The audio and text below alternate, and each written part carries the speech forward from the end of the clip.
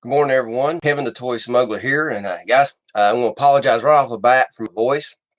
Like I said, I think I was getting sick last Friday, and over the course of the weekend, by Sunday, it really kicked my butt. And I tell you, for the rest of the week now, between the pressure in my head and my voice, it is just driving me up the wall. So I want to go ahead and apologize if I sound weird, but I am toughing through it. I'm trying, and I got a bad headache, but hey, we got to keep going on. You know what I'm saying? So, but today I want to talk about some things I kind of teased everybody the other day and stuff like that. Is I am creating a new big project, and this is my first announcement on it. I am doing a collaboration book series. We're going to start working on it June the 1st, as far as really rolling hard. I am collaborating with an amazing artist out of North Chattanooga area, Hickson, Red Bank area, by the name of Tim Smith. You guys need to go check him out. You can probably find him on Facebook or the internet. But artist Tim Smith, just an amazing guy. We actually met each other several years ago, I think about 5 years ago, at a show that was going on at the time called ShutterCon. I think they quit for a few years, and I think this year they're bringing ShutterCon back to Chattanooga, if I'm not mistaken. It's more horror related artwork and stuff like that. Well, that's how we met. Like I said, I never heard of the guy before, and he's never heard of me. And just so happened we got booths beside each other, and boom, we just instantly hit it off. And the bottom line is, by the end of the weekend, we just really connected. We exchanged information, and then ever since then, we just constantly keep in touch. And we've always talked about, me and him, would it be great if we did this? Would it be great if we do that? Oh man, this would be fun. That would be exciting. So finally, the last Con Nuga, I believe it was, I didn't attend and everything, but I heard that he no, hold on, take that back. Not Conuga, but we met at a different convention before Conuga. Apologize, but anyway, I finally just approached him. Yeah, Cleveland, Tennessee. He was set up at the Cleveland Toy Show up there, Cleveland Geeksters. Amazing toy show, guys. Cleveland Geeksters. I ran into him there. He had a booth. I was just there shopping because it's a hot place to buy toys. So anyway, I sat down behind the table. I said, "Listen, dude, I got this crazy idea." And so I just started dropping all my crazy ideas. I said, "Listen, man, we're at this age to where, to me, we have nothing to lose. Let's just sit down. Let's put our heads together. Let's do your amazing pencil work." I said, "Let me do my fast painting. You said you love how I paint." And I said, "And I love how you do the art, the pencil and inks." I said, "Let's bring these two arts together and let's just go for it and do something wild and crazy." I said, the worst thing we got to lose here is time. And he sat there and thought about it. And I said, "Listen, I don't need an answer from you today." I said, "Actually, I don't want to answer. I want you to think about it. I want you serious." I said, "Because I thought about many other artists to doing this with, but I decided not to approach them because, number one, this is the key to art, people. These guys, a lot of artists out there, they like to do a little this, a little that. They don't like to do nothing long term, huge projects. They don't like to get to the finish line. And the one thing that the Toy Smuggler has the greatest reputation, where no matter be doing comic book art, paintings, statues, if I say I'm going to do something, we come out with it. So, and I said, "Dude, you're one of those guys that I just, I love your work." I said, "But the bottom line, you deliver."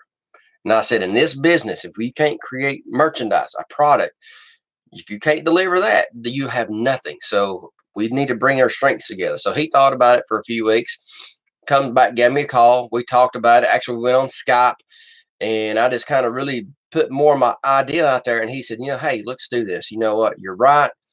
He said, "We need to go big or go home." And we decided to do this. And what the stage we're at right now, I'm out. We're actually going to be doing 3 books over the course of the summers, and hopefully we can be able to reach around the month of October. And the name of the book is called StarMan. And we're going for the artwork I'm getting ready to show you here, the one you seen on the thumbnail. That is just I said, "Man, just draw me a He-Man, Conan-esque kind of figure." I said, "We need to figure out how we're going to draw this and how we're going to paint it." So I said, because I love the old Frazetta, Norm, the old He-Man style artwork. Because I said, "Listen," I said, "we got to make a choice. Are we going to write this book for new kids or guys like us, and we decided to do stuff for guys like us. So, and that's what this whole project about. So, it's going to be a storybook. It's going to be a magazine style storybook, but it's going to have just amazing artwork with tons of narrated type literature. So it's going to be like reading a short novel, but with amazing artwork every time you turn the page. So that's our goal and everything. And we're looking at maybe even doing bigger books in the future, but we're just going to do I think 20 to 24 page book and come out for all three of them at once.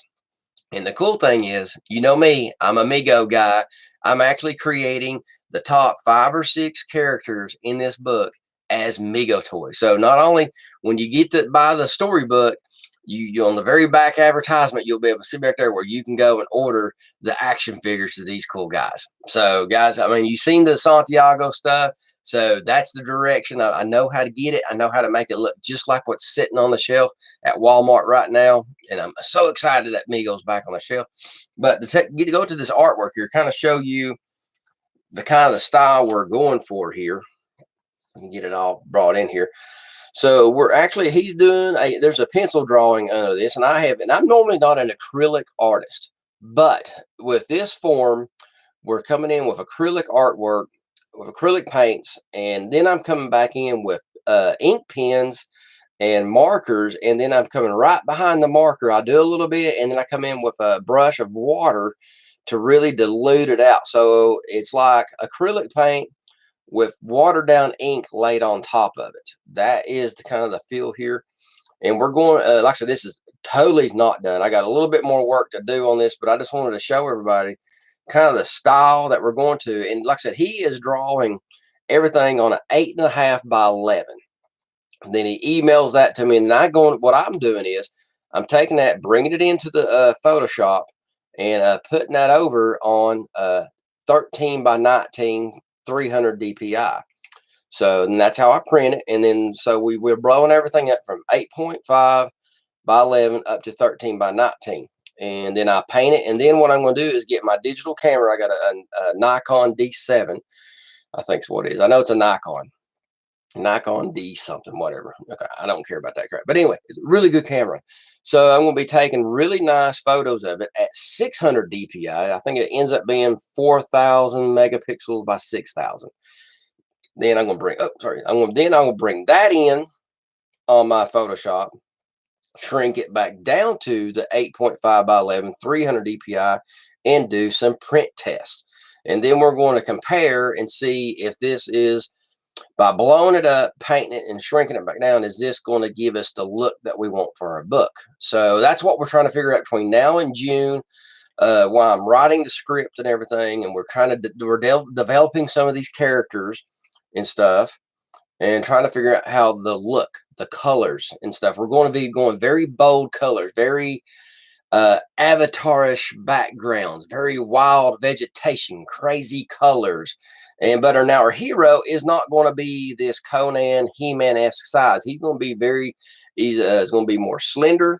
He's going to be leaning toward more the old Flash Gordon side. He's not going to be, and he's not going to be incredibly stupidly strong, picking up mountains like He-Man did. It's like I said, very serious, but it's definitely going to be full of fantasy. So just imagine if we did if you heard of a story, kind of give you a synopsis here, a rough one, is you have a Flash Gordon-esque style hero, red-headed. Yeah, we're going red-haired. I said, let's do it. I think it's something different. No one's did it, so we're doing it.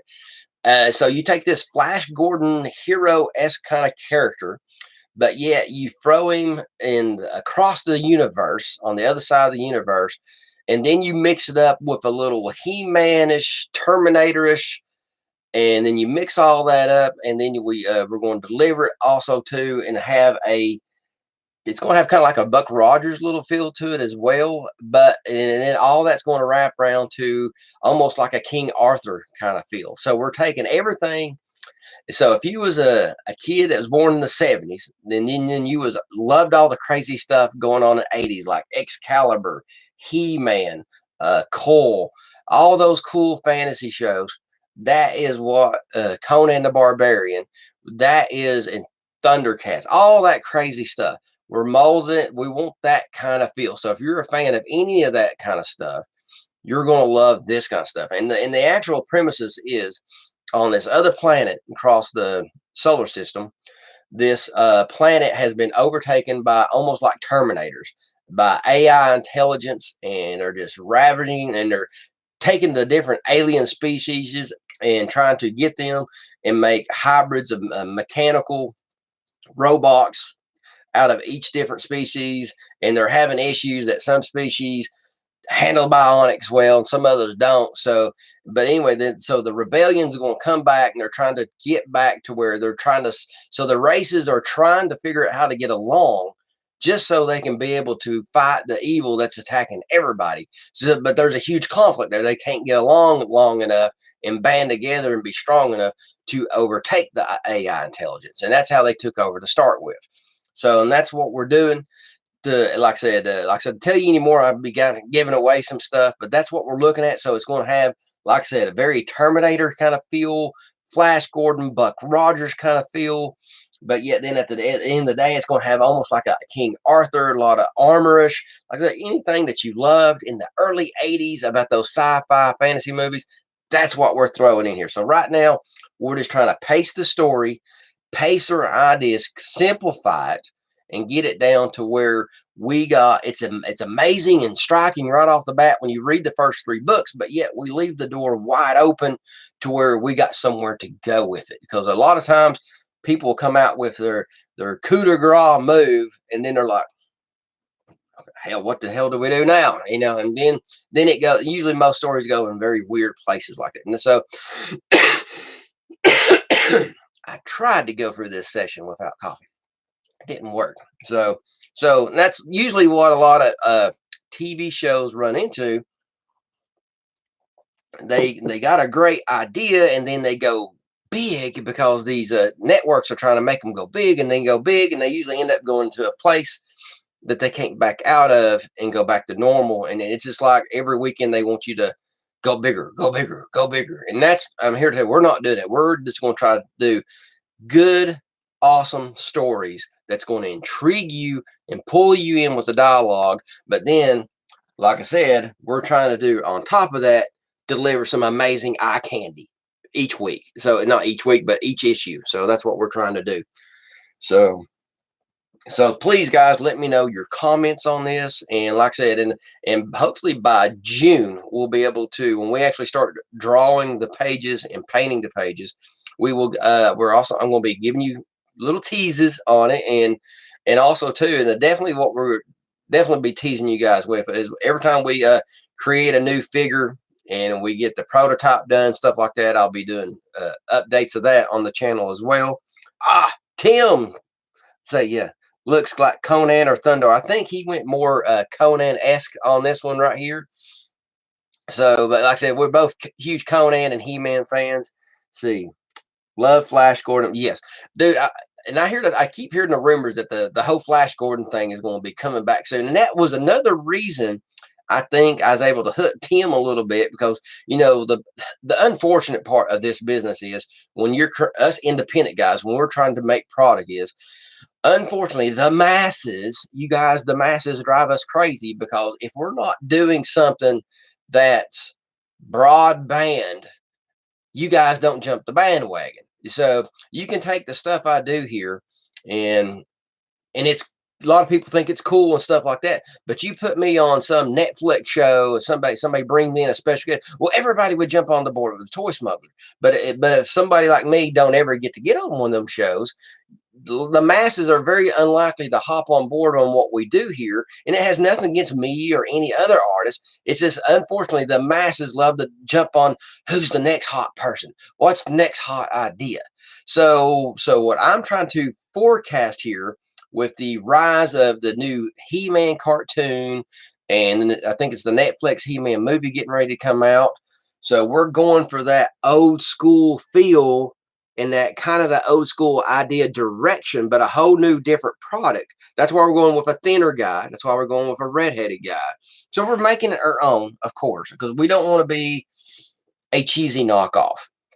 That's something I'm highly against. And that's one reason I retired from wrestling, because all the wrestlers around here was really whatever they watched that weekend, the following weekend they was doing the same cheesy knockoff stuff, and it was like, I'm like, really, guys, you're not talented enough to do your own thing and stand up on your own ground. And that's what I, no matter what I do, whether I was wrestling or doing the artwork, I stood on my own ground.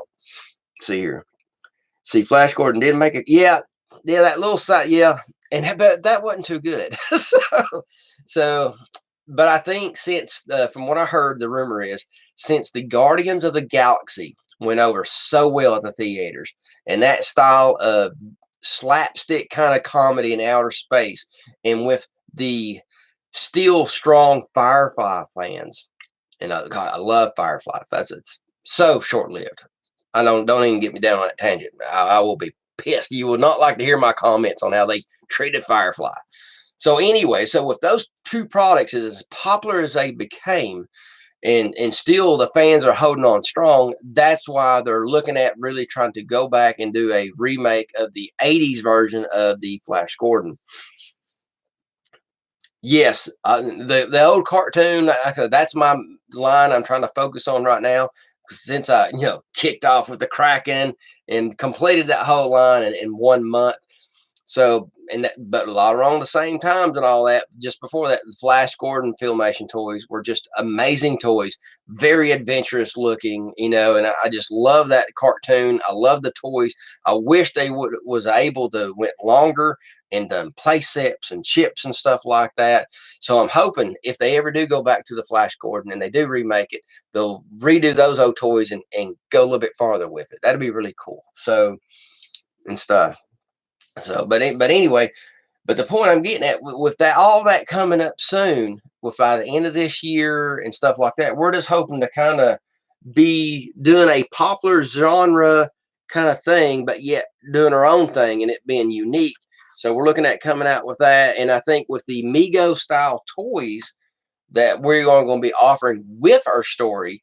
And since Mego is popular right now, I think with the He-Man popularity and the Mego popularity, and we mix these two together, if I can just start shopping this product around to the right people, man, I think something really big. I think we could be on to something. So it's just a matter of who I can get this product and set it in front of. But first and foremost, hey, me and Tim's got to come up with a kick-ass story.